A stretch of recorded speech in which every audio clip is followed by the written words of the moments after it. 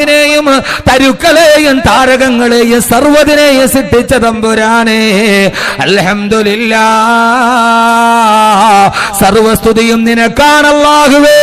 എന്റെ ജീവിതത്തിൽ നിന്നെ ഓർക്കാതിരിക്കാൻ കഴിയുമോ?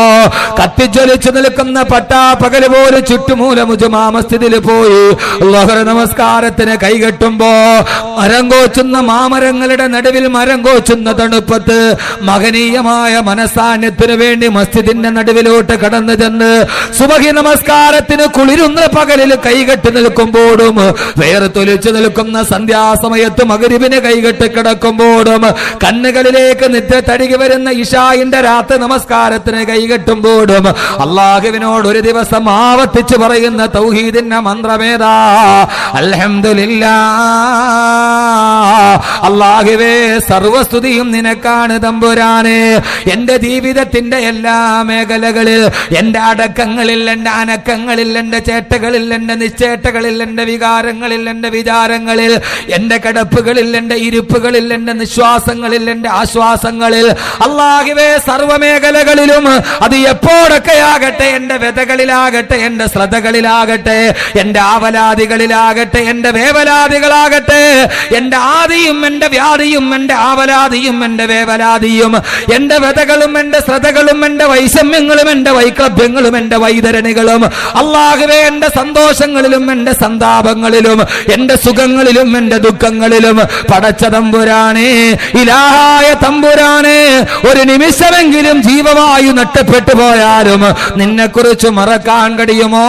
നിന്നെ നിരാകരിക്കാൻ കഴിയുമോ? അല്ലാഹുവിനെ മാറ്റി നിർത്താൻ കഴിയുമോ? ചുണ്ടുകളിലും മനസ്സുകളിലും ഒരേപോലെ തത്തിക്കളിക്കേണ്ട അല്ലാഹുവിന്റെ സ്മരണയാണ് ഏറ്റവും വലിയ തൗഹീദെന്ന് ലോകത്ത് നമുക്ക് പഠിപ്പിച്ചു തന്നതാരെന്നറിയോ? അല്ലാഹുവിന്റെ വിശുദ്ധ ഖുർആൻ. നിസ്കാരത്തിൽ നിൽക്കുമ്പോൾ റബ്ബിനെ ഓർക്കണേ. ഖുർആൻ ഓതാൻ തുടങ്ങിയാൽ ആദ്യം റബ്ബിനെ കുറിച്ച് പറയണേ. ആ ഖുർആൻ സൂറത്തുൽ ഫാത്തിഹയിലെ തൗഹീദിന്റെ മന്ത്രം നമ്മോട് പറയാൻ പഠിപ്പിച്ചിട്ട് സൂറത്തുൽ ബഖറയിലോട്ട് വരുമ്പോൾ പഠിപ്പിക്കുന്നത് എന്താ? അലിഫ് ലാം മീം ദാലികൽ കിതാബു ലാ റൈബ ഫീഹി ഹുദൽ ലിൽ മുത്തഖീൻ. സൂറത്തുൽ ഫാത്തിഹ കഴിഞ്ഞാൽ രണ്ടാമത്തെ സൂറത്ത് തുടങ്ങുന്നു സൂറത്തുൽ ബഖറ. അലിഫ് ലാം മീം. ഈ മൂന്നക്ഷരത്തിന്റെ അർത്ഥം അല്ലാഹുവേ, അല്ലാഹുവേ, നിനക്കല്ലാതെ മറ്റാർക്കും അറിയില്ല. ഞാൻ അംഗീകരിക്കുന്ന തമ്പുരാനെ. സഹോദരങ്ങളെ, ഈ അക്ഷരത്തിന് പൂർണ്ണ വ്യാഖ്യാനം പറയാൻ ഇതേവരെ ലോകം കണ്ട പണ്ഡിത പടുക്കൾക്ക് പോലും കഴിഞ്ഞിട്ടില്ല. അല്ലാഹു അഅലമു ബിമുറാദിഹി ബിദാലിക. ഇതുകൊണ്ട് എന്താണ് ഉദ്ദേശിക്കുന്നതെന്ന് റബ്ബിനെ അറിയോ? ഈ ഗ്രാവിറ്റി കണ്ടുപിടിക്കാൻ കഴിഞ്ഞേക്കാം, എല്ലാം കണ്ടുപിടിക്കാൻ കഴിഞ്ഞേക്കാം. ജനിതക കോഡിന്റെ രഹസ്യ കോഡ് പോലും ഡാവിഞ്ചിയുടെ ജനിതക കോഡിന്റെ രഹസ്യം കണ്ടുപിടിച്ചേക്കാം. ഡാവിഞ്ചിയുടെ ജനിതക കോഡിന്റെ രഹസ്യം കേംബ്രിഡ്ജ് സർവകലാശാലയിലെ ശാസ്ത്രജ്ഞന്മാര് കണ്ടുപിടിച്ചപ്പോ അന്നത്തെ അമേരിക്കൻ പ്രസിഡന്റ് ബിൽ ക്ലിന്റൺ പറഞ്ഞതെന്തെന്നറിയുമോ?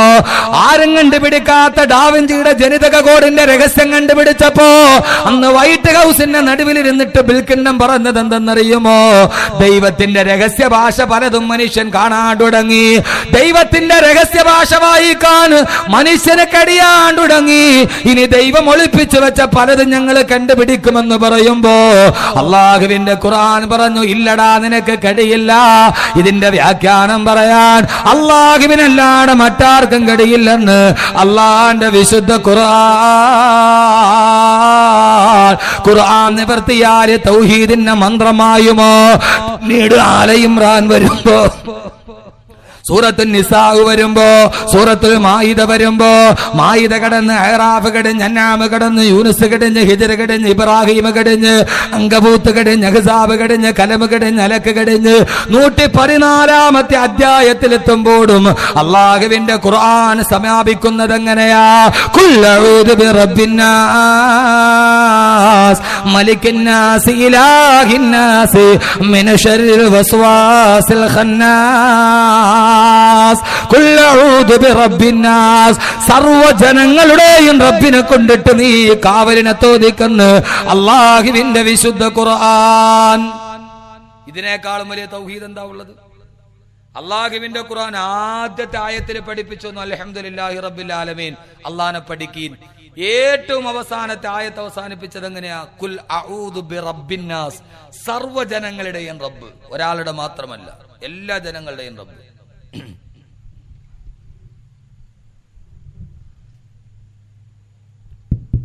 ഇച്ചിരി കൂടി ഒരു ചെറിയ പറപ്പറപ്പുണ്ട്, ഒന്നുകൂടി ഒന്ന് ശരിയാക്കി ഇരിക്കട്ടെ. നല്ല എക്കോയൊക്കെ വെക്ക്. ഷെയ്ഹുനാന്ന് പറഞ്ഞാൽ ഹുന ഹുന ഹുന എന്ന് കേൾക്കണം. പിന്നല്ല, ഏതായാലും റാഹത്താണ്, കുഴപ്പമൊന്നുമില്ല. പിന്നെ എൻ്റെ ഒരു ബുദ്ധിമുട്ടുകൊണ്ട് ഞാൻ യാത്ര ചെയ്തു വന്നുകൊണ്ട് കാറ്റടിച്ചതിൻ്റെ ഒരു പ്രശ്നം. അല്ലാഹു സുബ്ഹാനഹു വ തആല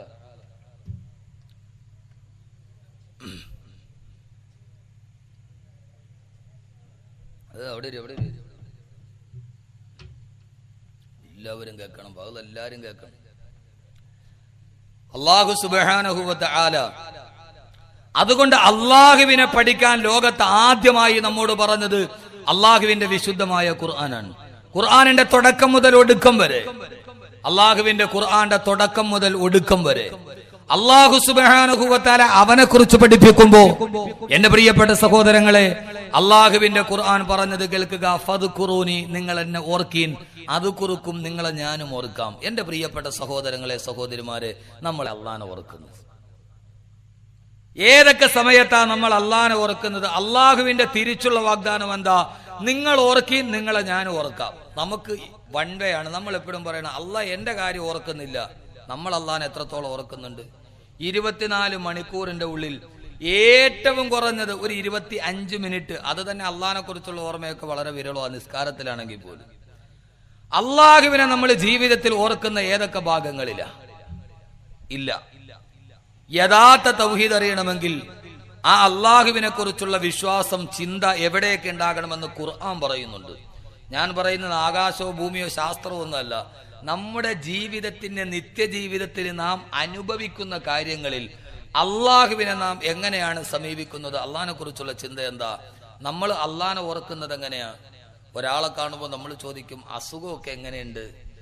എന്ത് പറയാനാ എൻ്റെ പൊന്നുസ്താദെ, അസുഖമൊക്കെ വന്നിട്ട് അമൃതയിൽ പോയി ചികിത്സിച്ചു, കുറവില്ല. ചെന്നൈ അപ്പോളോയിൽ പോയി, കുറവില്ല. അമൃതയിൽ വന്നു, കുറവില്ല. അവിടെ നിന്ന് പിന്നെ തിരുവനന്തപുരം കിംസിൽ ചികിത്സിച്ചു, കുറെ പൈസ പോയതല്ലാതെ ഒരു കുറവുമില്ല. അവസാനം എല്ലായിടത്തും ചികിത്സിച്ചു, ഒരു കുറവുമില്ല. ഇപ്പം നാട്ടിലെ ഒരു നാട്ടുവൈദ്യന്റെ ചികിത്സയിലാണ്, അതിനും വലിയ കുറവൊന്നുമില്ല. ഇനിയിപ്പോൾ ഒറ്റ കാര്യമുള്ളൂ, ഇനിയുള്ള കാര്യം അള്ളാഹ് നോക്കട്ടെ. നമ്മൾ അള്ളാഹനെ ഓർക്കുന്ന എപ്പോഴാ? ലോകത്ത് എല്ലാം കഴിഞ്ഞതിന് ശേഷം. അള്ളാഹ് നാട്ടുവൈദ്യം ചികിത്സിച്ചിട്ട് ഒരു ശിഫായും ഇല്ല. ഇനിയിപ്പോൾ എന്തേ ഉള്ളൂ? ഇനിയിപ്പോൾ അള്ളാഹേ ഉള്ളൂ ബാക്കി. എൻ്റെ പൊന്നു സഹോദര, നാട്ടിലെ നാട്ടുവൈദ്യനേക്കാൾ താഴെയാണോ അള്ളാഹ്? അല്ലെ, യഥാർത്ഥത്തിൽ ഒന്ന് നിങ്ങൾ ചിന്തിച്ചു നോക്കി. ഒരു രോഗം വന്നാൽ എല്ലാവരും കൈവിട്ട് കഴിയുമ്പോൾ നമ്മൾ ഏറ്റവും അവസാനം നമ്മൾ ചിന്തിക്കും ഇനിയിപ്പോൾ അള്ളാഹനെ ഏൽപ്പിക്കുക, അള്ളാഹിനോട് പറയാം, അതല്ലാതെ വേറൊരു വഴിയില്ല. യഥാർത്ഥത്തിൽ അങ്ങനെയാണോ അള്ളാഹുവിനെ കുറിച്ച് നമ്മൾ ചിന്തിക്കേണ്ടത്? നമ്മുടെ ജീവിതത്തിൽ ഒരു സുഖം വരുമ്പോൾ നമ്മൾ അള്ളാഹുവിനെ എത്രത്തോളം ചിന്തിക്കുന്നു? നമ്മുടെ ജീവിതത്തിൽ ആ സുഖത്തിന് പകരം ഒരു ദുഃഖം വരുമ്പോ ആ ജീവിതത്തിന്റെ സുഖദുഃഖങ്ങളിൽ അള്ളാഹുവിനോട് നമ്മൾ എങ്ങനെയാണ് പ്രതികരിക്കുക? അള്ളാഹുവിന്റെ വിശുദ്ധമായ ഖുർആൻ ജീവിതത്തിൽ വല്ലാതെ പരീക്ഷിക്കപ്പെട്ട ഒരു പ്രവാചകന്റെ സംഭവം പറയുന്നു. വിശുദ്ധമായ ഖുർആൻ സൂറത്ത് സ്വാദ് ഒന്ന് നന്നായി കേൾക്കുക. നമ്മുടെ ജീവിതത്തിൽ നമുക്ക് ഏറെ അറിയാനുള്ള, നമുക്ക് ഏറെ പഠിക്കാനുള്ള, അള്ളാഹുവിന്റെ വിശുദ്ധമായ ദീനിനെ കുറിച്ച് അറിയാനുള്ള ഏറ്റവും പ്രധാനപ്പെട്ട ഒരു സംഭവം അള്ളാഹുവിന്റെ വിശുദ്ധമായ ഖുർആൻ പറയുന്നത് കേൾക്കുക. وَاذْكُرْ عَبْدَنَا أَيُّوبَ إِذْ نَادَىٰ رَبَّهُ أَنِّي مَسَّنِيَ الشَّيْطَانُ بِنُصْبٍ وَعَذَابٍ. അള്ളാഹുവിന്റെ വിശുദ്ധമായ ഖുർആൻ പറയുകയാണ്, وَاذْكُرْ عَبْدَنَا أَيُّوبَ അയ്യൂബ്, എന്റെ അടിമയായ അയ്യൂബിനെ നിങ്ങളൊന്ന് സ്മരിക്കുമോ? അയ്യൂബ് നബി അലൈഹിസ്സലാത്തു വസ്സലാമിന്റെ ജീവിതം നിങ്ങളൊന്ന് ചിന്തിക്കുമോ?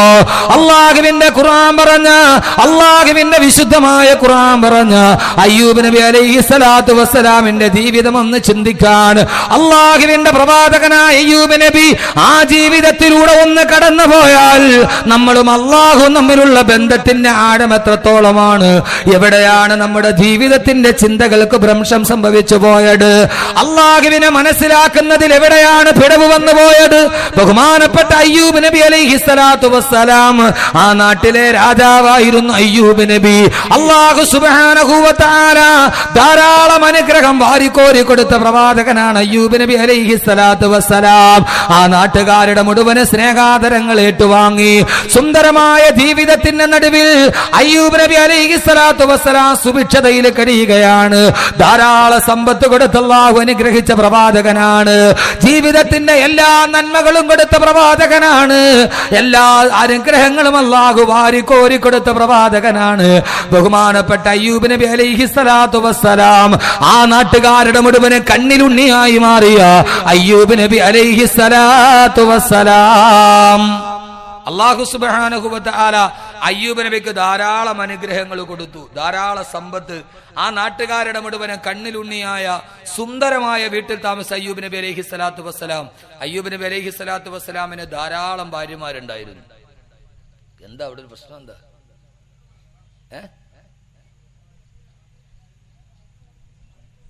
അത് കുഴപ്പമില്ല, പോട്ടെ, അവൻ വിട്ടേക്കും. ഫഖല്ലു സബീലഹു, നിങ്ങൾ ഇങ്ങോട്ട് വരി.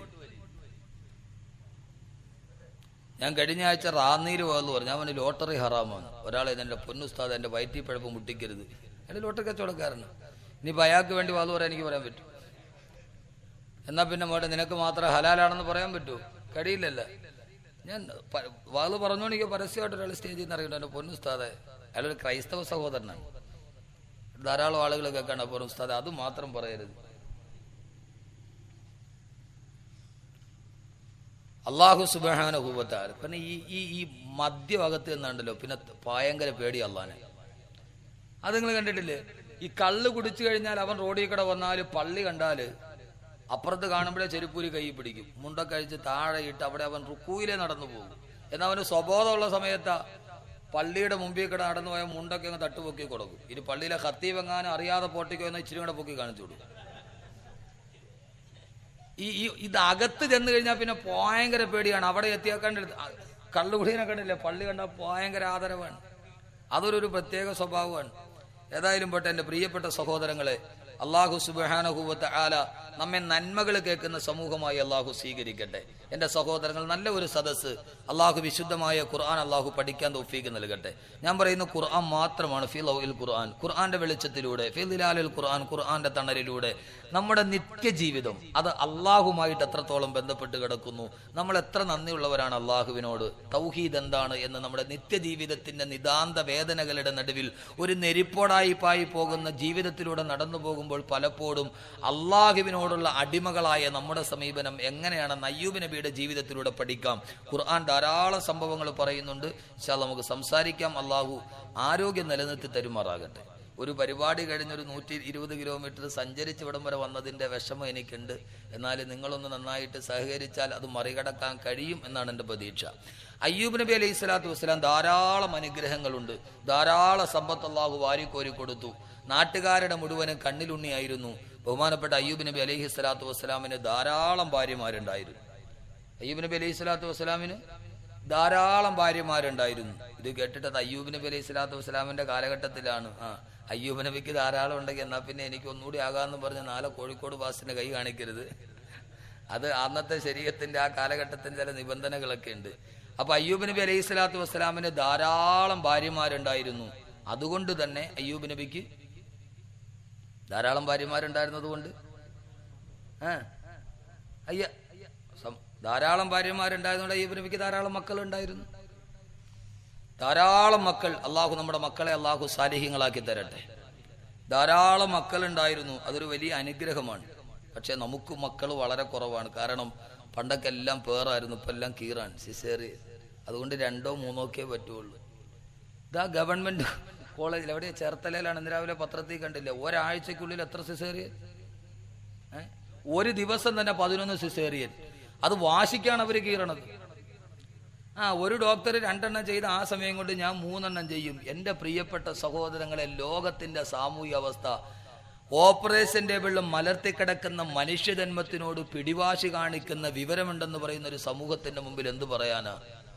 നമ്മൾ കാണുന്നതല്ലേ കശുമാവില് കായ്ച്ചു കിടക്കുന്ന ഈ പെരുവിരലിന്റെ, മനുഷ്യന്റെ പെരുവിരലിന്റെ വലിപ്പമില്ലാത്ത കശുവണ്ടിയുടെ വില പോലും മനുഷ്യനില്ല എന്ന ഒരു വലിയ സത്യത്തിന്റെ നടുവിലാണ് നമ്മൾ നിൽക്കുന്നത്. എൻഡോസൾഫാൻ എന്ന മാരകമായ കീടനാശിനി മനുഷ്യജന്മത്തെ തകർത്തെറിയുമ്പോൾ കാസർഗോഡിലെ കശുമാവിന് വേണ്ടി തളിക്കുന്ന സാധനമാണ് എൻഡോസൾഫാൻ. ആ കശുമാവില് ഈ കശുവണ്ടി കായ്ക്കാൻ വേണ്ടിയാണല്ലോ ഇതെല്ലാം ഉണ്ടാക്കുന്നത്. ആ കശുവണ്ടിയുടെ വില പോലും മനുഷ്യന് കൽപ്പിക്കുന്നില്ല എന്ന് പറയുന്ന ഒരു ദുരവസ്ഥയിലല്ലേ നമ്മൾ നിൽക്കുന്നത്. കശുമാവിനാണല്ലോ അവിടെ തളിക്കുന്നത്. ധാരാളം കശുമാവുണ്ട് ഇവിടെ. ഈ സ്ഥലത്തിന്റെ പേരെന്തോ? ചുറ്റുമൂല, ചുറ്റുമൂല, ചുറ്റുമൂല, അത് ചുറ്റുമൂല ആയിരിക്കും. കശുവണ്ടിക്ക് വേണ്ടി ഉപയോഗിക്കുന്ന ഒരു സാധനം മനുഷ്യനൊരു വിലയുമില്ല. സിസേറിയന് വേണ്ടി വരുന്ന മാതൃത്വത്തെ കീറിമുറിക്കുന്നു. MBBS വിദ്യാഭ്യാസം ഉണ്ടായിട്ട് എന്ത് കാര്യം? ഒരു മനുഷ്യന് അറിവുണ്ടായാൽ മാത്രം പോരാ, തിരിച്ചറിവും കൂടി ഉണ്ടാവണം. അറിവ് ആർക്കും കിട്ടും, തിരിച്ചറിവ് എല്ലാവർക്കും കിട്ടില്ല. ആ തിരിച്ചറിവുണ്ടാകണമെങ്കിൽ ഇതുപോലെയുള്ള ധാർമ്മികതയുടെ സ്വഭാവം വേണം. അള്ളാഹു മനസ്സിലാക്കാൻ തൗഫീഖ് നൽകട്ടെ. കുറച്ച് വിദ്യാഭ്യാസം ഉണ്ടായി എന്ന് വിചാരിച്ചിട്ട് ലോകത്തൊന്നും നേടാൻ പറ്റൂല. കാരണം സ്കൂളിൽ പോയി പഠിച്ചാൽ, കോളേജിൽ പഠിച്ചാൽ ഫിസിക്സിന്റെ സാറ് പഠിപ്പിച്ചു തരും E=mc² എന്ന് പറഞ്ഞാൽ ദ്രവ്യ പരിവർത്തനത്തിലൂടെ ഊർജ്ജമുണ്ടാകും. 2 ദ്രവ്യങ്ങൾ കൂട്ടിച്ചേർത്തതിന് പരിവർത്തനം ഉണ്ടാക്കിയാൽ അതിലൂടെ ഊർജം കിട്ടുമെന്ന് സയൻസിന്റെ പ്രൊഫസർ പഠിപ്പിച്ചു തരും. പക്ഷേ ഊർജം കിട്ടുമെന്ന് വരെ അവർ പഠിപ്പിക്കുകയുള്ളൂ. ആ കിട്ടുന്ന ഊർജം നിന്റെ സഹോദരനെതിരെ ചെലവഴിക്കരുതെന്ന് പറയണമെങ്കിൽ ഈ ആത്മീയത വേണം, ഈ ഖുർആൻ വേണം. ബയോളജി പ്രകാരം സ്വന്തം ഭാര്യയിലുണ്ടാകുന്ന കുഞ്ഞും അന്യന്റെ ഭാര്യയിലുണ്ടാകുന്ന കുഞ്ഞും തമ്മിൽ ജീവശാസ്ത്രപരമായി ഒരു വ്യത്യാസവുമില്ല. പക്ഷെ സ്വന്തം ഭാര്യയിലുണ്ടാകുന്ന കുഞ്ഞ് നന്മയും അടുത്തവന്റെ ഭാര്യയിൽ നമുക്കുണ്ടാകുന്ന കുഞ്ഞ് തിന്മയുമാണെന്ന് പഠിപ്പിക്കണമെങ്കിൽ അതിന് ആത്മീയത വേണം, മതം വേണം, ഖുർആൻ വേണം. E=mc² എന്ന ദ്രവ്യപരിവർത്തന സിദ്ധാന്തത്തിലൂടെയാണ് ഹിരോഷിമയിലും നാഗസാക്കിയിലും ആറ്റം ബോംബ് വർഷിച്ചത് അമേരിക്ക. ആൽബർട്ട് ഐൻസ്റ്റീനാണ് ദ്രവ്യപരിവർത്തന സിദ്ധാന്തം കണ്ടുപിടിച്ചത്. ഹിരോഷിമയിലും നാഗസാക്കിയിലും കത്തിക്കരിഞ്ഞ് കിടക്കുന്ന ആയിരക്കണക്കിന് മൃതദേഹങ്ങളെ കണ്ടപ്പോ ഞാൻ കണ്ടുപിടിച്ച ഒരു ആശയമാണല്ലോ ഇവരെ കൊന്നതെന്നോർത്തിട്ട് ആൽബർട്ട് ഐൻസ്റ്റീൻ ഹിരോഷിമയിൽ നിന്ന് പൊട്ടിക്കരഞ്ഞു എന്നാണ്. ദൈവമേ, അടുത്ത ജന്മത്തിൽ ഒരു ചെരുപ്പ് കുത്തിയായി ജനിച്ചാലും എനിക്കിനി ഒരു ശാസ്ത്രജ്ഞനായിട്ട് ജനിക്കണ്ടെന്ന് പൊട്ടിക്കരഞ്ഞു ആൽബർട്ട് ഐൻസ്റ്റീൻ ഹിരോഷിമയിലും നാഗസാക്കിയിലും മനുഷ്യർ വീഴുന്നത് കണ്ടിട്ട്. അതുകൊണ്ട് വിദ്യാഭ്യാസം, അറിവുണ്ടായാൽ പോരാ, തിരിച്ചറിവുണ്ടാകണം. ആ തിരിച്ചറിവിന്റെ സദസ്സാണിത്. അള്ളാഹു നമുക്ക് തിരിച്ചറിവ് നൽകി അനുഗ്രഹിക്കുമാറാകട്ടെ. അയ്യൂബ് നബി അലൈഹിസ്സലാത്തു വസ്സലാമിന് ധാരാളം മക്കളും ഉണ്ടായിരുന്നു, ധാരാളം സമ്പത്ത്, ധാരാളം ഭാര്യമാർ. അവരോടൊപ്പം തന്നെ കൊട്ടാര സമാനമായ വീടിന്റെ നടുവിൽ, സാഹചര്യത്തിന്റെ നടുവിൽ കാണാൻ സൗകുമാര്യമുള്ള മക്കളുമായി അരോഗദൃഢഗാത്രനായി അയ്യൂബ് നബി അലൈഹിസ്സലാത്തു വസ്സലാം ജീവിച്ചു കൊണ്ടിരിക്കുമ്പോ അല്ലാഹു സുബ്ഹാനഹു വ തആല അയ്യൂബ് നബി അലൈഹിസ്സലാത്തു വസ്സലാമിന് ഒരു പരീക്ഷണം നൽകി. ആ പരീക്ഷണം വരുമ്പോഴാണല്ലോ പലപ്പോഴും നമ്മൾ അള്ളാഹുവിനെ മറന്നു പോകുന്നത്. ജീവിതത്തിൽ എല്ലാവിധ നന്മകളുടെ പ്രവാഹത്തിന്റെ നടുവിൽ അല്ലാഹു അയ്യൂബ് നബി അലൈഹിസ്സലാത്തു വസ്സലാമിന് ഒരു പരീക്ഷണം നൽകി. അയ്യൂബ് നബി അലൈഹിസ്സലാത്തു വസ്സലാമിന് മാരകമായ രോഗം ബാധിച്ചു. അയ്യൂബ് നബി അലൈഹിസ്സലാത്തു വസ്സലാമിന് മാരകമായ രോഗം ബാധിച്ചു. രോഗം ബാധിച്ച് ശരീരം മുഴുവനും വ്രണം വന്നിട്ടത് വല്ലാതെ പടുക്കാൻ തുടങ്ങി. വ്രണം മാറുന്നേയില്ല. ചരിത്രത്തിൽ കാണാം അയ്യൂബ് നബി അലൈഹിസ്സലാത്തു വസ്സലാമിന്റെ നാവും ഹൃദയവും അടിച്ചു ശരീരം മുഴുവനും പടുത്തു വിറങ്ങലിക്കാൻ തുടങ്ങി. ചികിത്സിച്ച് അയ്യൂബ് നബി അലൈഹിസ്സലാത്തു വസ്സലാമിന്റെ സമ്പത്ത് മുഴുവനും നഷ്ടപ്പെട്ടു. അയ്യൂബ് നബി അലൈഹിസ്സലാത്തു വസ്സലാമിന്റെ മക്കൾ മുഴുവനും ഓരോരുത്തരായി മരിച്ചു വീഴാൻ തുടങ്ങി. ബഹുമാനപ്പെട്ട അയ്യൂബ് നബി അലൈഹിസ്സലാത്തു വസ്സലാം സുഭിക്ഷതയുടെ നടുവിൽ നിന്ന് മാരകമായ പീഡനത്തിന്റെ പരീക്ഷണത്തിന്റെ നെരിപ്പോടിലേക്ക് വലിച്ചെറിയപ്പെട്ടപ്പോ മക്കൾ ഓരോരുത്തരായി മരിച്ചു കിടക്കുന്നത് അയ്യൂബ് നബി അലൈഹിസ്സലാത്തു വസ്സലാമിന് കാണേണ്ടി വന്നു. ആരോഗ്യമെല്ലാം നഷ്ടപ്പെട്ട് ശരീരം മുഴുവനും പടുത്തു വിറങ്ങലിച്ച് അയ്യൂബ് നബി അലൈഹിസ്സലാത്തു വസ്സലാം കിടപ്പാടം പോലും നഷ്ടപ്പെട്ടു. കിടപ്പാടമില്ലാത്ത, ആരോഗ്യമില്ലാത്ത, ജീവിതത്തിൽ ഒന്നുമില്ലാത്ത ഭർത്താവിന് എന്തിന്? അയ്യൂബ് നബി അലൈഹിസ്സലാത്തു വസ്സലാമിന്റെ ഭാര്യമാർ ഓരോരുത്തരായി അയ്യൂബ് നബി അലൈഹിസ്സലാത്തു വസ്സലാമിനെ കൈയൊടിഞ്ഞു. അവസാനം റഹ്മ എന്ന ഒരൊറ്റ ഭാര്യ മാത്രം അയ്യൂബ് നബിയുടെ കൂടെ നിന്നു എന്നാണ്. ആരോഗ്യമില്ലാത്ത ഭർത്താവ് എന്തിന്? സൗന്ദര്യമില്ലാത്ത ഭർത്താവ് എന്തിന്? സമ്പത്തില്ലാത്ത ഭർത്താവ് എന്തിന്? പിന്നെ ഭാര്യയ്ക്ക് ആവശ്യമില്ല, ഭാര്യയും പോയി. എന്റെ പൊന്നു സഹോദരങ്ങളെ, ഭാര്യയാണെങ്കിലും മക്കളാണെങ്കിലും നമ്മളോട് സ്നേഹമുണ്ടാകുന്ന നമുക്ക് ആരോഗ്യമുള്ളപ്പോഴാണ്, നമുക്ക് സൗന്ദര്യമുള്ളപ്പോഴാണ്. വൈകുന്നേരം വരുന്ന പിതാവിനെയും കാത്തുകൊണ്ട് മക്കൾ വാതിൽപ്പടിയിൽ കാത്തു നിൽക്കുന്നത് അവനറിയാം വരുന്ന പിതാവിന്റെ മടിയിൽ തനിക്കുള്ള പലഹാരമുണ്ടെന്ന്. ആ പലഹാരം വാങ്ങിക്കാൻ അവൻ കാത്തു നിൽക്കും. 3 ദിവസം പലഹാരമില്ലാതെ നിങ്ങൾ പോയി നോക്കി, വൈകുന്നേരം നിങ്ങളുടെ മോനെ വാതിൽപ്പടിയിൽ നിങ്ങൾ കാണൂ. ഭാര്യ നമ്മളെ കാത്തു നിൽക്കുന്നപ്പോഴാ ഗൾഫിൽ നിന്ന് വരുമ്പോ അവൾക്കുള്ള മഴത്തുള്ളിക്കിലുക്കത്തിന്റെ കമ്മലും വാങ്ങിച്ച് സുന്ദരമായിട്ട് മാപ്പിള വരുന്നുണ്ടെന്ന് ഓർത്തിട്ടാണ് അവൾ സുന്ദരിയായിട്ട് അണിഞ്ഞൊരുങ്ങി കാത്തു നിൽക്കുന്നത്. തലേ ദിവസം വിളിച്ചിട്ട് എന്റെ ഇക്കാമ തീർന്നു, എന്നെ കഫീൽ കയറ്റി വിട്ടു, ഞാനങ്ങ് കയറി വരിക, ബോംബെ വന്നിട്ട് തീവണ്ടി വരാന്ന് പറഞ്ഞാൽ എവരെണ്ണം കാണുവോ? റെയിൽവേ സ്റ്റേഷനിൽ കാണുവോ? ഭാര്യയ്ക്ക് സ്നേഹമുള്ളത് എപ്പോഴാണ്? നമുക്കിതൊക്കെ ഉള്ളപ്പോഴാണ്. അല്ലാന്ന് പറയാൻ പറ്റുമോ? എന്താ നിങ്ങൾ പറയാത്ത? അവരത്രയ്ക്ക് പേടിയാ? എന്താ നിങ്ങൾ ആന്ന് പറയാത്ത? എന്താ അത്രയ്ക്ക് പേടിയാ അവരെ? BP ഉണ്ട് ഇല്ലേ? BP എന്ന് പറഞ്ഞാൽ ബ്ലഡ് പ്രഷർ അല്ല, ഭാര്യയെ പേടിയുണ്ടോ? ഇപ്പൊ BP എന്ന് പറഞ്ഞാൽ ബ്ലഡ് പ്രഷർ അല്ല, BP, ഭാര്യയെ പേടിയുണ്ടോ? ആരാണെങ്കിലും ശരി, എന്റെ പ്രിയപ്പെട്ട സഹോദരിമാരെ, നിങ്ങളും പണങ്ങണ്ട. കാരണം നിങ്ങൾ ഇച്ചിരി സ്വർണം തന്നെ പാവങ്ങളെ കെട്ടിച്ചു കൊടുക്കാൻ. ഭർത്താവിന് നിങ്ങളോട് സ്നേഹമുള്ളത് എപ്പോഴാണ്? സൗന്ദര്യമുള്ളപ്പോ, ആരോഗ്യമുള്ളപ്പോ. ബഹുമാനപ്പെട്ട അയ്യൂബ് നബി അലൈഹി സ്വലാത്തു വസ്സലാം മാരകമായ പരീക്ഷണമാണ് കടന്നു വരിക. എല്ലാം ജീവിച്ചിന്റെ എല്ലാ നന്മകൾ ആസ്വദിച്ചു കൊണ്ടിരിക്കുമ്പോ, ആവോളം സമ്പത്തുണ്ടായിരിക്കുമ്പോ അതാ മാരകമായ രോഗം വരികയാണ്. അയ്യൂബ് നബിയുടെ ശരീരം മുഴുവനും പഴുത്ത് വിറങ്ങലിക്കുകയാണ്. ഒരാൾക്ക് പോലും കണ്ടിരിക്കാൻ കഴിയാത്ത അവസ്ഥ. ഭാര്യമാർ ഓരോരുത്തരായി കൈയൊടിഞ്ഞു. അയ്യൂബ് നബി ഏകനായി മാറുമ്പോ നാട്ടുകാർ വന്നിട്ട് പറഞ്ഞു, അയ്യൂബേ, നിനക്ക് പകർച്ചവ്യാധി പിടിപെട്ടിരിക്കുകയാണ്. ഈ നാട്ടിൽ താമസിച്ചാൽ ഞങ്ങൾക്ക് രോഗം പടർന്നു പിടിക്കാൻ സാധ്യതയുണ്ട്. അതുകൊണ്ട് ഞങ്ങളുടെ നാട്ടിൽ നിന്ന് മാറിപ്പോകണേ അയ്യൂബേ. ഇതേവരെ സ്നേഹിച്ച ആളുകൾ മുഴുവനും സ്വന്തം നാട്ടിൽ നിന്ന് ആട്ടിയോടിക്കാൻ വരുമ്പോ, എന്റെ പ്രിയപ്പെട്ട സഹോദരങ്ങളെ, ജീവിതത്തിൽ ഒന്ന് ചിന്തിച്ചു നോക്കുക. എല്ലാ നന്മകളുടെ നടുവിൽ നിന്ന് താഴോട്ട് വീഴുമ്പോ ഒരേ ഒരു ഭാര്യ റഹ്മാ ബീവി റളിയല്ലാഹു അൻഹയുടെ കൈ പിടിച്ചിട്ട് അയ്യൂബ് നബി അലൈഹി സ്വലാത്തു വസ്സലാം തന്നെ ആദരിച്ച മനുഷ്യരുടെ നടുവിലൂടെ ഒരാൾ പോലും തിരിഞ്ഞു നോക്കാനില്ലാതെ അയ്യൂബ് നബിയടാ നിബിഡമായ വനത്തിന്റെ നടുവിൽ ഒരു കൊച്ചു കൂരവുണ്ടാക്കിയിട്ട് അതിൽ താമസിക്കുകയാണ്. അള്ളാഹു നമ്മളെ കാത്തിരക്ഷിക്കുമാറാകട്ടെ. എല്ലാം കൈ നിറച്ചുണ്ടായിട്ട് ഒരു സമയത്തെങ്ങാനും ഇല്ലാതെ പോയാ സഹോദരങ്ങളെ, പണ്ട് മുതൽ ദാരിദ്ര്യമാണെങ്കിൽ പ്രശ്നമില്ല, നേരത്തെ മുതലേ പട്ടിണിയാണെങ്കിൽ പ്രശ്നമില്ല. എല്ലാം കയ്യിൽ നിറഞ്ഞിരുന്നിട്ട് ഒരു സമയത്ത് പെട്ടെന്നെങ്ങാനും തകർന്നു പോയാ അള്ളാന്റെ റസൂൽ പോലും അള്ളാഹുവിനോട് ദുആ ചെയ്തതാണ്, അല്ലാഹുവേ, അല്ലാഹുമ്മ ഇന്നാ നഊദു ബിക മിൻ സവാലി നിഅമതിക വതഹവൂലി ആഫിയതിക വഫുജഅതി നിഅമതിക വജമീഇ സഖതിക വന്നാർ.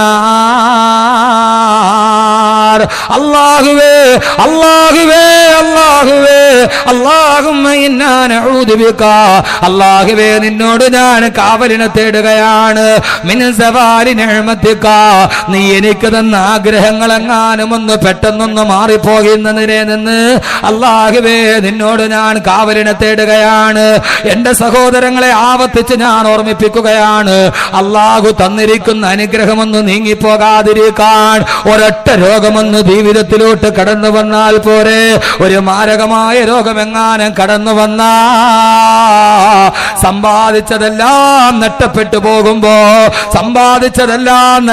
പോകുമ്പോ, ഒരിക്കലും റഹ്മാനായ റബ്ബി വിനീതന്റെ കൺമുമ്പിൽ ഒരു വല്ലാത്ത കാഴ്ച കാണിച്ചു തന്നു. ഒരു ദിവസം ഞാൻ എന്റെ ജീവിതത്തിന്റെ എല്ലാ നന്മകളുടെ നടുവിലൂടെ നടക്കുമ്പോഴും ഇപ്പോഴും എനിക്ക് ആ ചരിത്രം മാറിയിട്ടില്ല. പെട്ടെന്ന് ഞാൻ ഓർമ്മയിൽ നിന്നെടുത്തു പറയുകയാ. ഒരു ദിവസം ഞാൻ ജോലി ചെയ്യുന്ന എന്റെ പള്ളിയിലേക്ക് വെള്ളിയാഴ്ച ദിവസമാണ്. രാവിലെ പ്രഭാഷണം കഴിഞ്ഞ് വന്നതിന്റെ വല്ലാത്ത ക്ഷീണം കാരണത്താൽ കിടന്നുറങ്ങിപ്പോയി. ആ സമയത്ത് ജുമയുടെ തിരക്ക് പിടിച്ച സമയത്താണ് എഴുന്നേൽക്കുന്നത്.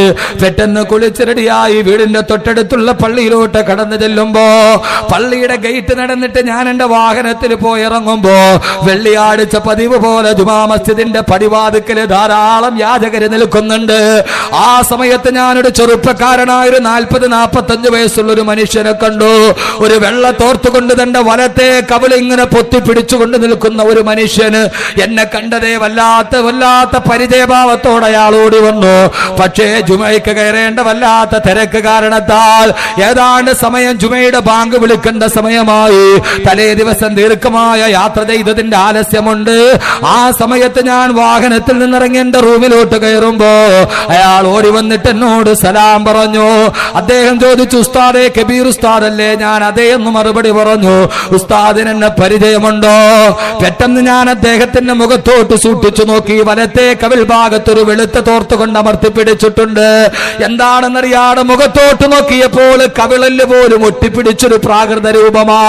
എനിക്ക് അദ്ദേഹത്തെ കണ്ടിട്ടൊരു പരിചയം തോന്നിയില്ല.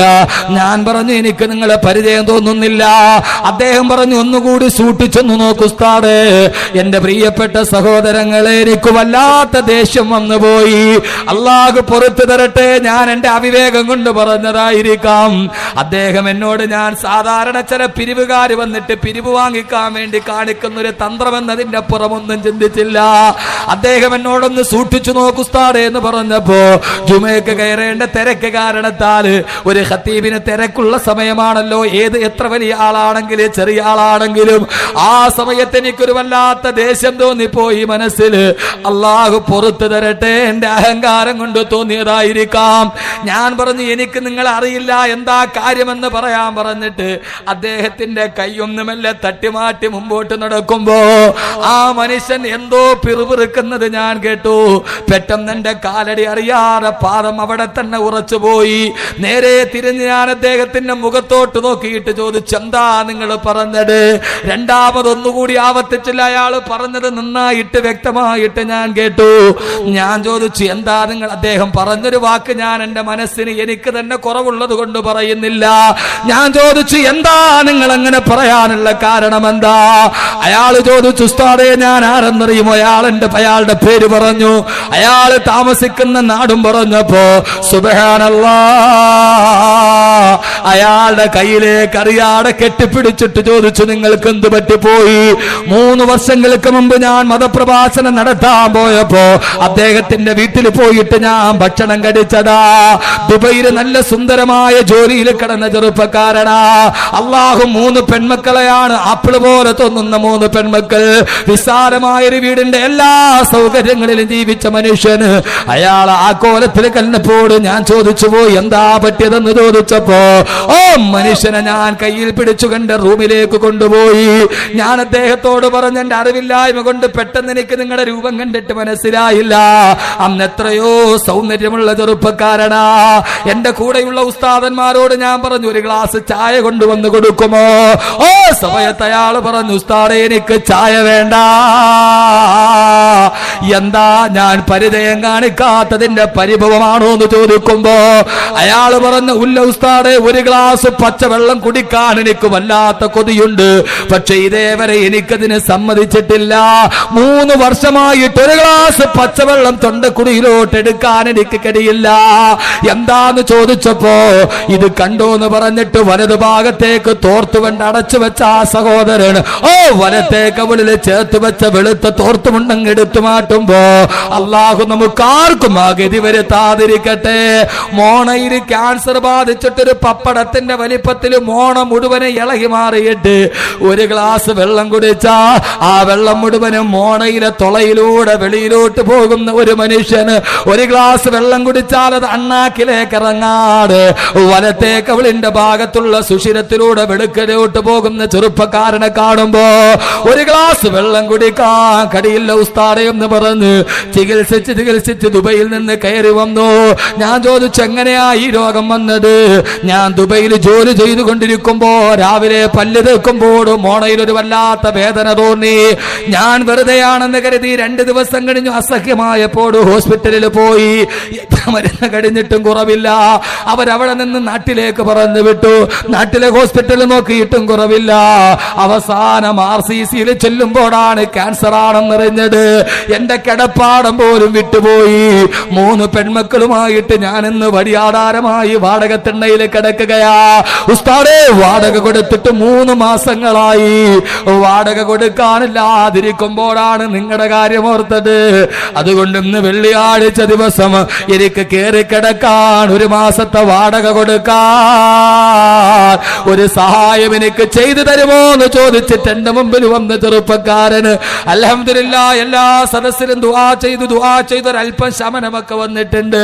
ഒരു 2 സെന്റ് സ്ഥലം വീണ്ടും വാങ്ങിച്ചിട്ട് അവിടെ ഒരു കെട്ടിടത്തിന്റെ പണി തുടങ്ങിയിട്ടുണ്ട്. അല്ലാഹുവിന്റെ അനുഗ്രഹം കൊണ്ട് ധാരാളം ആളുകൾ സഹായിച്ചിട്ടുണ്ട്. എന്റെ പ്രിയപ്പെട്ട സഹോദരങ്ങളെ, റബ്ബിനോട് ദുആ ചെയ്തോ. എന്റെ പൊന്നു ചെറുപ്പക്കാരാ, എന്തഹങ്കാരത്തോടെയാ റബ്ബിനെ മറന്നിട്ട് നടക്കുക. പൊന്നുമോനെ, ഒരു നിമിഷത്തിലെങ്ങാനും റബ്ബെങ്ങാനും ഒരു തീരുമാനമെടുത്താ നിന്റെ ഈ കാണുന്ന 6 അടി ശരീരമുണ്ടല്ലോ, ആ ശരീരത്തെ മുഴുവൻ നിയന്ത്രിക്കുന്ന ഒരു റിമോട്ട് കൺട്രോൾ മസ്തിഷ്കത്തിന്റെ സെറിബ്രല്ലത്തിന്റെ വലതുഭാഗത്തുണ്ട്. വെറും 4 ഗ്രാം തൂക്കമുള്ള ഒരു ഉണക്കമുന്തിരിയുടെ മാത്രം വലിപ്പമുള്ള 4 ഗ്രാം തൂക്കമുള്ള ഒരു കറുത്ത ഉണക്കമുന്തിരിയുടെ വലിപ്പമുള്ള സെറിബ്രല്ലത്തിന്റെ വലതുഭാഗത്ത് സ്ഥിതി ചെയ്യുന്ന ഹൈപ്പോതലാമസ് എന്ന് പേരുള്ള ആ ഒരൊറ്റ സാധനമാണ് പൊന്നുമോനെ നിന്റെ ഈ കാണുന്ന ശരീരത്തെ നിയന്ത്രിക്കുന്നത്. അത് പ്രവർത്തിക്കുന്നത് കണ്ടാണ് ഉറങ്ങിക്കിടക്കുന്ന നീ എഴുന്നേൽക്കുന്നത്, നിന്റെ ശരീരം വയർക്കുന്നത്, നിനക്ക് ഭക്ഷണം കഴിക്കാൻ തോന്നുന്നത്. ആ ഒരു സാധനമെങ്ങാനും 4 ഗ്രാം മാത്രം വലിപ്പമുള്ള ഒരു ഉണക്കമുന്തിരിയുടെ മാത്രം വലിപ്പമുള്ള 4 ഗ്രാം തൂക്കമുള്ള ആ ഒരൊറ്റ സാധനമെങ്ങാനും അതിനെവിടെയെങ്ങാനും ഒരു കേടുവന്ന പൊന്നുമോനെ, ഇന്ന് രാത്രിയിൽ ചുറ്റുമൂലയിലെ വീട്ടിൽ പോയി കിടന്ന രാവിലെ നീ കണ്ണുരാ ചുറ്റുമൂലപ്പള്ളിയുടെ മിനാരത്തിൽ പിന്നെ നിന്റെ പേര് വിളിച്ചു പറയും. 10 മണിക്കാണ് കബറടക്കമെന്നേ പറയുള്ളൂ. ഇത് ഞാൻ പറഞ്ഞത് മനുഷ്യ ശരീരത്തിന്റെ ആയിരക്കണക്കിന് സങ്കീർണതകളിൽപ്പെട്ട ഒരേ ഒരു സങ്കീർണതയാണ് പറയുന്നതെങ്കിൽ അള്ളാഹുവിനോട് തരാനല്ല ചോദിക്കേണ്ടത്. അള്ളാഹുവേ, തന്നത് നീ നിലനിർത്തണയല്ല. പടച്ചവനെ, നീ ഞങ്ങൾക്ക് നൽകിയ ഈ ആയുസ്, അള്ളാഹുവേ, ഈ നൽകിയ ആരോഗ്യം നീ എത്ര നാള് നിലനിർത്തുമെന്നറിയില്ല. ദേശീയപാതയിലൂടെ ചീറിപ്പാഞ്ഞു വരുമ്പോ തിരുവനന്തപുരം ഗാന്ധി പാർക്കിൽ 7:30 മണിക്കാണ് പ്രഭാഷണം കഴിഞ്ഞിട്ട് ഞാൻ ഇറങ്ങുന്നത്. 9:30 മണിക്കാണ് ഞാൻ ചുറ്റുമൂലയിലെത്തുന്നത്. എന്റെ വാഹനം ഓടിക്കുന്ന എന്റെ ഡ്രൈവർ ഷഹബാസ് എന്ന ചെറുപ്പക്കാരൻ അല്ലാഹു ആരോഗ്യവും ആയുസ്സും നൽകട്ടെ. വാഹന സ്പീഡിൽ ദേശീയപാതയിലൂടെ പാഞ്ഞു വരുമ്പോ പലപ്പോഴും ഞാൻ പറഞ്ഞു, പൊന്നുമോനെ സ്പീഡ് കുറയ്ക്കണേ. ദേശീയപാതയിൽ ചിതറിത്തെറിക്കുന്ന മൃതദേഹങ്ങൾ കാണുമ്പോ, വാഹനത്തിന്റെ അകത്ത് കടന്നിട്ട് ബയ്യത്ത് പൊതിയാൻ പോലും പടിയാടെ കൈക്കുമ്പിളിൽ കോരിയെടുക്കുന്ന മൃതദേഹം കാണുമ്പോ പടച്ചറബെങ്ങാനും ഒരു നിമിഷമെങ്ങാനും ഒരു തീരുമാനം വന്ന അള്ളാന്റെ തീരുമാനമെങ്ങാനും ഒരു നിമിഷം വന്ന എത്രയോ മൃതദേഹങ്ങളാണ് ദേശീയപാതയിൽ ചിതറിത്തെറിച്ചുമാണ് പോകുന്നത്. എന്റെ പ്രിയപ്പെട്ട സമൂഹമേ, എന്റെ പ്രിയപ്പെട്ട ചെറുപ്പക്കാരാ, എങ്ങോട്ടാ നീ നിന്റെ ഓട്ടം എങ്ങോട്ടാ പോകുന്നത്? പടച്ചറബെങ്ങാനും ഒരു ദിവസമെന്ന് തീരുമാനിച്ചു കഴിഞ്ഞ സൂര്യനെ പടച്ചറബ്, ചന്ദ്രനെ പടച്ചറബ്, ആ ചന്ദ്രന്റെ നിഴല് സൂര്യന്റെ നേരെയാക്കിയിട്ട് സൂര്യഗ്രഹണം നടത്തുന്ന റബ്ബ്, ഓ റബ്ബെങ്ങാനും ഒരു ദിവസം ഒന്ന് തീരുമാനിച്ച ജപ്പാനിൽ സുനാമിയുടെ തിരമാല ആഞ്ഞടിപ്പിച്ച തമ്പുരാനില്ലേ, ജപ്പാനിൽ ഭൂകമ്പം ഉണ്ടാകുമ്പോൾ സർവ്വ വിദേശക്കാരും ഭൂമിയിൽ നിന്നിറങ്ങി ഓടുകയാ. ഒരൊറ്റ ജപ്പാൻകാരൻ പോലും ജപ്പാന്റെ വീട്ടിൽ നിന്നിറങ്ങിയില്ല. കാരണം എന്താ? അവരതേവരെ വിശ്വസിച്ചിരുന്ന അവരുടെ കെട്ടിടങ്ങൾക്ക് ഭൂകമ്പത്തെ പ്രതിരോധിക്കാനുള്ള ശക്തിയുണ്ടെന്നാണ്. എല്ലാ വിദേശികളും ഇറങ്ങി ഓടുമ്പോഴും തങ്ങൾ കെട്ടിയുണ്ടാക്കിയ ഈ കെട്ടിടത്തിന്റെ ഉള്ളിൽ തങ്ങൾ സുരക്ഷിതരാണെന്ന് ഓർത്തിയിട്ട് വ്യാമോഹത്തോടെ കടന്നുപോയ ജപ്പാനിലെ മൂക്ക് ചപ്പിയ വെള്ളക്കാരവിടെ ഈ പാട്ടകളെ പോലെ കടലിന്റെ തിരമാലകളിലൂടെ അലഞ്ഞു നടക്കുമ്പോ അള്ളാന്റെ കുതിരത്തിനെ ഓർക്കണേ. അള്ളാഹു ഒരു അനുഗ്രഹം നൽകുന്നതല്ല. പക്ഷേ എന്റെ പ്രിയപ്പെട്ട പൊന്നു ചെറുപ്പക്കാരാ, നിന്നെ സൃഷ്ടിച്ച റബ്ബ്, നിനക്ക് ഭക്ഷണം നൽകിയ റബ്ബ്, നിനക്ക് ആരോഗ്യം നൽകിയ റബ്ബ്, ആ അള്ളാഹ്ക്ക് വേണ്ടി 5 വക്ത് നിസ്കാരമെങ്കിലും പൊന്നുമോനെ നീ ചെയ്തിട്ടുണ്ടോ? പടച്ച റബ്ബിനെതിരെ അഹങ്കാരത്തോടെ നീ നെഞ്ചും വിരിച്ച് നടന്നു പോകുമ്പോ അള്ളാഹു അനുഗ്രഹം നൽകാനല്ല, അള്ളാഹുവേ നൽകിയ അനുഗ്രഹം നീ നിലനിർത്തി തരണയല്ല. ആത്മാർത്ഥമായിട്ട് റബ്ബിനോട് ആമീൻ പറഞ്ഞോ. അള്ളാഹുവേ, അള്ളാഹുവേ നൽകിയതല്ല നിലനിർത്തി തരണയല്ല. അള്ളാഹുവേ നിലനിർത്തി തരണേ തമ്പുരാനെ. ഇന്നലെ ഞാൻ ഇതേ സമയത്ത് ആറ്റിങ്ങൽ തൊട്ടടുത്ത് ആലങ്കോട് ജുമാ മസ്ജിദിന്റെ മുമ്പിൽ പ്രഭാഷണം നടത്തുകയാ. ഞാൻ സദക്ക ചോദിച്ചപ്പോൾ ഒരാൾ എഴുന്നേറ്റ് പറഞ്ഞു, സാധുക്കളെ സംരക്ഷിക്കാൻ അവിടുത്തെ 50 ചെറുപ്പക്കാർ കൂടി ടല്ലൻ സാറ് ചാരിറ്റബിൾ ട്രസ്റ്റ് എന്നുള്ളൊരു ട്രസ്റ്റ് ഉണ്ടാക്കി. ഞാൻ ചോദിച്ചൊരു പാവപ്പെട്ടവനെ സഹായിക്കാൻ ആരാണുള്ളത്? ഒരാൾ എഴുന്നേറ്റ് നിന്നിട്ട് പറഞ്ഞു, ഉസ്താദേ 3 ലക്ഷം രൂപ ഞാൻ തരാം. പറയേണ്ട താമസം അടുത്തിരുന്ന ആള് പറഞ്ഞു 2 ലക്ഷം ഞാൻ തരാം. ഒരാൾ പറഞ്ഞു, ഉസ്താദേ എന്റെ തൊട്ടടുത്ത പെങ്ങടെ സഹോദരൻ, പെങ്ങടെ മകൻ, ആ മകൻ RCC ക്യാൻസർ ബാധിച്ച് കിടക്കുകയാ, സഫീർ എന്ന ചെറുപ്പക്കാരൻ, അള്ളാഹു ശിഫ നൽകി അനുഗ്രഹിക്കുമാറാകട്ടെ. ഒരു സ്വർണ്ണക്കട സ്വന്തമായി നടത്തുന്ന അയാൾ നിൽക്കേണ്ട താമസം തലയിൽ തലവേദന പോലെ തോന്നി. കുറച്ചു കഴിഞ്ഞോട് ബോധം കെട്ടു വീണു. നേരെ RCCയുടെ കവാടത്തിലെത്തുമ്പോ ഡോക്ടർമാര് പറയുന്നു ബ്രെയിൻ ട്യൂമറാണ്. മരണത്തിന്റെയും ജീവന്റെയും ഇടയിൽ പിടയുകയാണ് ആ ചെറുപ്പക്കാരന്. മിനിങ്ങാന്ന് ജൂവല്ലറിയിൽ നിന്നിട്ട് പളപളാമിന്നുന്ന സ്വർണം തൂക്കിക്കൊടുത്ത മനുഷ്യന് ഇന്ന് ജീവിതം തന്നെ അവന്റെ മുന്നിൽ ഒരു തുലാഭാരം പോലെ കിടക്കുകയാണ്. സഹോദരങ്ങളെ, തിരുവനന്തപുരം RCCയുടെ കവാടത്തിൽ എഴുതി വെച്ചിട്ടുണ്ട് ഒരു വാക്ക്, ഈ രോഗം ആർക്കും മന്യമല്ല, ഈ രോഗം ആർക്കും മന്യമല്ല, ഈ രോഗം ആർക്കും മന്യമല്ല. RCCയുടെ കവാടത്തിൽ എഴുതി വെച്ചിട്ടുണ്ട്. അതുകൊണ്ട് റബ്ബിനോട് ദുആ ചെയ്യണേ, അല്ലാഹുവേ, അല്ലാഹുവേ, കരുണക്കടലേ തമ്പുരാനേ, അല്ലാഹുവേ, ഞങ്ങളെ നീ പരീക്ഷിക്കല്ലേ അല്ലാ. കബ് സേ കടി ഗയാ റബ്ബ് ഉമ്മീദ് കേ സഹാരെ, മേരാ ദിൽ ന ജാനെ മേനെ കിസി തരഹ് സെ പുകാരെ. അല്ലാഹുവേ, അല്ലാഹുവേ, എത്ര നാൾ കൊണ്ട് യാചകനെ പോലെ നിന്റെ പടിവാതിലെ കടന്നിട്ട് പരിദേവനങ്ങളും പരാതികളും പരിഭവങ്ങളും പരാധീനതകളും പടച്ച റബ്ബിനോട് പറയുന്നു തമ്പുരാനെ. അല്ലാഹുവേ, നീ ഞങ്ങളുടെ ദുആകളെ കേൾക്കണേ അല്ലാ. അല്ലാഹു സുബ്ഹാനഹു വ തആല തന്ന അനുഗ്രഹങ്ങൾ അല്ലാഹു മരിക്കുന്നത് വരെ നിലനിർത്തി തരട്ടെ.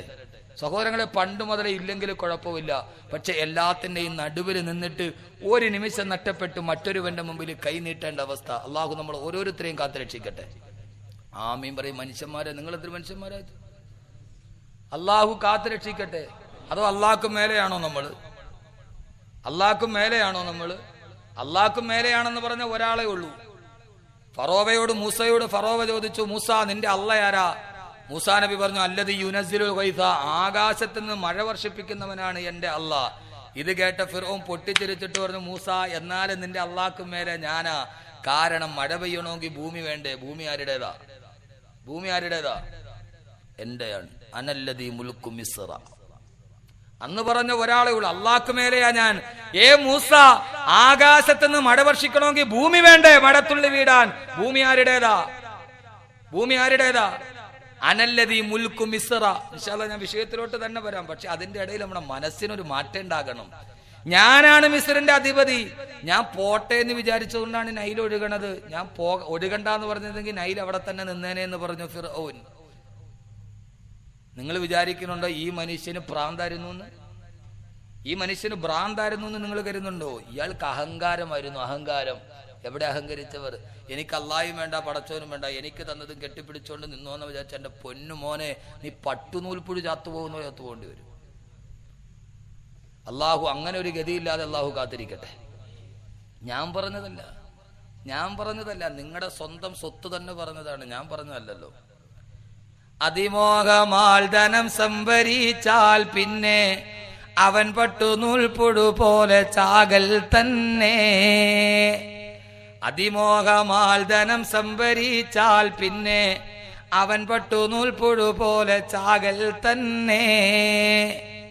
എല്ലാവരുടെയും ഈ കരുനാഗപ്പള്ളിയുടെ ആത്മീയതയുടെ സ്വത്ത് ബഹുമാനനായ തരവാ ഉസ്താദ് പറഞ്ഞു, വല്ലാത്ത മോഹത്തോടെ സമ്പാദിച്ചു കൂട്ടിയിട്ട് എനിക്കാരും വേണ്ട, റബ്ബും വേണ്ട, ആമീനും വേണ്ടാന്ന് കരുതിയിട്ട് നീ അതിമോഹത്താല് ധനം സംഭരിച്ച പൊന്നുമോനെ, പട്ടുനൂൽപ്പുഴുവിന്റെ ജന്മമാണ് നിനക്ക്. പട്ടുനൂൽപ്പുഴു ചാകേണ്ടതുപോലെ ചാകേണ്ടി വരും. പട്ടുനൂൽപ്പുഴുവിനെ കണ്ടിട്ടില്ലേ? ആ പട്ടുനൂൽപ്പുഴു അതിന്റെ ശരീരത്തിൽ ഇങ്ങനെ വരിഞ്ഞിട്ട് നൂലുണ്ടാക്കും. പട്ടുനൂൽപ്പുടു പട്ടുനൂലുണ്ടാക്കും. ആ നൂല് കണ്ടത് വരിയുന്നത് സ്വന്തം ശരീരത്തിന്റെ മുകളിലൂടെയാണ് വരിയുന്നത്. അവസാനം വരിഞ്ഞിട്ട് നൂല് തീരുമ്പോ പട്ടുനൂൽപ്പുടു വെളിയിലോട്ട് കടക്കാൻ നോക്കുമ്പോ കടക്കാൻ കഴിയുന്നില്ല. അത് തന്നെ അതിന്റെ സ്വന്തം ശരീരത്തെ വരിഞ്ഞു കെട്ടിയിരിക്കുകയാണ്. അവസാനം വെളിയിലോട്ട് ഇറങ്ങാൻ കഴിയാതെ താൻ തന്നെ സ്വയം കൃതാർത്ഥമായി വരിഞ്ഞുണ്ടാക്കിയ ഇതിന്റെ ഉള്ളിൽ കിടന്നിട്ട് പട്ടുനൂൽപ്പുടു പെടഞ്ഞ് ചത്തുപോകും. ആ പട്ടുനൂൽപ്പുടു ചത്ത് കിടന്ന് കഴിയുമ്പോ ആളുകൾ വരുന്നു. അവന്റെ പട്ടുനൂൽ അടിച്ചെടുത്തിട്ട് അവൻ നെയ്ത്തുശാലയിൽ കൊണ്ടുപോയി അതുകൊണ്ട് സുന്ദരമായ പട്ടുവസ്ത്രം മെനഞ്ഞിട്ട് അവൻ ഇട്ടുകൊണ്ട് നടക്കുന്നു. പട്ടുനൂൽ പുഴുവാണെങ്കിലോ മണ്ണിൽ പെടഞ്ഞ് മരിക്കുകയാണ്. വേണ്ട സഹോദരങ്ങളെ, വേണ്ട. അള്ളാഹു നമ്മുടെ അനുഗ്രഹം അള്ളാഹു നിലനിർത്തി തരുമാറാകട്ടെ. അയ്യൂബ് നബി അലൈഹിസ്സലാം പ്രവാചകൻ പോലും ദുആ ചെയ്തു, അല്ലാഹുവേ തന്ന അനുഗ്രഹം നീ തിരിച്ചെടുക്കല്ലേ തമ്പുരാനെ എന്ന്. അയ്യൂബ് നബി അലൈഹിസ്സലാത്തു വസ്സലാം ജീവിതത്തിന്റെ കനത്ത പരീക്ഷണത്തിലേക്ക് പോയി. ഇനിയാണ് തൗഹീദ് പഠിക്കേണ്ടത്. ഞാൻ ഈ തൗഹീദ് എന്ന് പറഞ്ഞാൽ നിങ്ങൾ എന്നെ 5ാം വേദക്കാരനാക്കിയേക്കല്ലേ, ഞാൻ ഉള്ള കാര്യമാണ് പറയുന്നത്. എന്റെ പ്രിയപ്പെട്ട സഹോദരങ്ങളെ, അങ്ങനെ അയ്യൂബ് നബി അലൈഹിസ്സലാത്തു വസ്സലാമിന്റെ കൂടെ റഹ്മ എന്ന ഒരു ഭാര്യ മാത്രം കൂടെ കൂടി. അള്ളാഹു സുബ്ഹാനഹു വ തആല നമ്മുടെ ഭാര്യയെ റഹ്മയെ പോലെ അള്ളാഹു ആക്കട്ടെ. ശരി, ഇവരാരും ആമീൻ പറയാത്ത എന്താ? കാട്ടിൽ പോകുമ്പോഴെങ്കിലും അവളെ കൂടെ വരണ്ടെന്ന് വിചാരിച്ചിട്ട് സൗണ്ട് പോരെ ആർക്കെനിക്കാം? ഈ ദുനിയാവിൽ ആകെ അത് പറഞ്ഞൊരു ഇൻസാൻ നിങ്ങളാണ്. എനിക്ക് സൗണ്ട് ഇല്ലാന്ന്. ലോകത്തെല്ലാവരും അവർക്ക് ആമീന് സൗണ്ട് ഇല്ലാന്ന്. അതിനിപ്പോ ഞാനിപ്പോ എന്ത് ചെയ്യാൻ പറ്റും? 2 വാരി ഒരു ബ്ലേഡ് വിഴുങ്ങിയാൽ മതി, സൗണ്ടൊക്കെ നന്നായിട്ട് വരും. ഞാനടുത്ത് എനിക്ക് സൗണ്ട് ഇല്ല. നീ ഒരു ഇൻസാനും എന്നോട് പറഞ്ഞിട്ടില്ല. സൗണ്ട് കുറയ്ക്കാൻ എല്ലാവരും പറഞ്ഞിട്ടുള്ളൂ. എല്ലാവരും എന്നോട് പറയും, കബീർ ഉസ്താദേ നിങ്ങളുടെ പ്രസംഗം എന്നും നിലനിൽക്കണമെന്ന് ആഗ്രഹമുണ്ടെന്ന്, സൗണ്ട് കുറയ്ക്കണമെന്ന്. ഞാൻ എന്ത് ചെയ്യാനാ? എനിക്ക് സൗണ്ട് കുറയ്ക്കണമെന്ന് ആഗ്രഹമുണ്ട്, പക്ഷെ കഴിയണ്ടേ? ആഗ്രഹം ഉണ്ടായിട്ട് കാര്യമുണ്ടോ? കേരളത്തിൽ വളരെ സുന്ദരമായിട്ട് ഇസ്ലാമിനെ കുറിച്ച് ഖുർആനെ കുറിച്ച് എഴുതിയ എഴുത്തുകാരനാണ് വാണിദാസ് അളയാവൂർ. അയാളുടെ കൃതി വായിച്ചാൽ സക്കാത്തിനെ കുറിച്ച് അദ്ദേഹം എഴുതുന്ന കണ്ട ഒരു മുസ്ലിം പണ്ഡിതൻ എഴുതുന്നതിനപ്പുറം അയാൾ എഴുതിയിട്ടുണ്ട്, വാണിദാസ് അളയാവൂർ. അപ്പോൾ ഒരു പൊതുസമ്മേളനം ഒരു സദസ്സിൽ വെച്ചിട്ട് അദ്ദേഹം ഖുർആനെ കുറിച്ച് സംസാരിച്ചപ്പോൾ അദ്ദേഹത്തോട് ഒരാൾ ചോദിച്ചു, നിങ്ങൾ ഇത്രയൊക്കെ ഖുർആനെ കുറിച്ച് ഇസ്ലാമിനെ കുറിച്ച് എഴുതിയിട്ടും നിങ്ങൾ മുസ്ലിം ആവാത്തത് എന്താ? അദ്ദേഹം പറഞ്ഞു, ആവണമെന്ന് ആഗ്രഹമുണ്ട്, പക്ഷെ കഴിയുന്നില്ല. അതുപോലെ എനിക്കും കുറയ്ക്കണമെന്ന് ആഗ്രഹമുണ്ട്, പക്ഷെ കഴിയുന്നില്ല. എന്ത് ചെയ്യാൻ പറ്റും? അങ്ങനെ അയ്യൂബ് നബി, നമ്മുടെ സമയം വളരെ കുറച്ച്, അയ്യൂബ് നബി അലൈഹിസ്സലാത്തു വസ്സലാമിന്റെ കൂടെ റഹ്മ എന്ന ഭാര്യ മാത്രം കൂടെ കൂടി. അല്ലാഹു സുബ്ഹാനഹു വ തആല റഹ്മ എന്ന ഭാര്യയുടെ കൈപിടിച്ചു അയ്യൂബ് നബി അലൈഹിസ്സലാത്തു വസ്സലാം നിബിഡമായ വനത്തിന്റെ നടുവിൽ ഒരു ചെറിയ കൂരയിൽ അയ്യൂബ് നബി അലൈഹിസ്സലാത്തു വസ്സലാം കിടന്നു. മാരകമായ രോഗമാണ് അയ്യൂബ് നബിക്ക്. ശരീരം മുഴുവൻ ഒരു മുറിവ് വന്നു. ആ മുറിവ് ഭേദമായില്ല, പഴുത്തു. അയ്യൂബ് നബിയുടെ ഹൃദയവും നാവും ഒഴിച്ചിട്ട് ശരീരം മുഴുവനും മുറിവായി എന്നാണ്. ഇത്രയും പേര് തിങ്ങിക്കൂടുന്ന ഒരു സദസ്സിൽ നമുക്കൊന്ന് അനലൈസ് ചെയ്യാം. അയ്യൂബ് നബിക്ക് ഒരു മുറിവ് വന്നിട്ട് ആ മുറിവ് പിന്നെ ഭേദമായില്ല, വല്ലാതെ പഴുക്കാൻ തുടങ്ങി. ആ പഴുപ്പ് ശരീരം മുഴുവനും വ്യാപിച്ചു. അയ്യൂബ് നബിക്ക് വന്ന രോഗം ഏതായിരിക്കാം? കുഷ്ഠം ഏതായാലും വരില്ല, പ്രവാചകന്മാർക്ക് അത് വരില്ല. അപ്പൊ അയ്യൂബ് നബിക്ക് വന്ന രോഗം ഏതായിരിക്കാം? ലക്ഷണപ്രകാരം ഏതായിരിക്കാം? ഒരു മുറിവ് വന്നു, ആ മുറിവ് പഴുത്തു മുറിവ് പഴുക്കാൻ തുടങ്ങി. മുറിവ് ഷുഗർ. ലോകാരോഗ്യ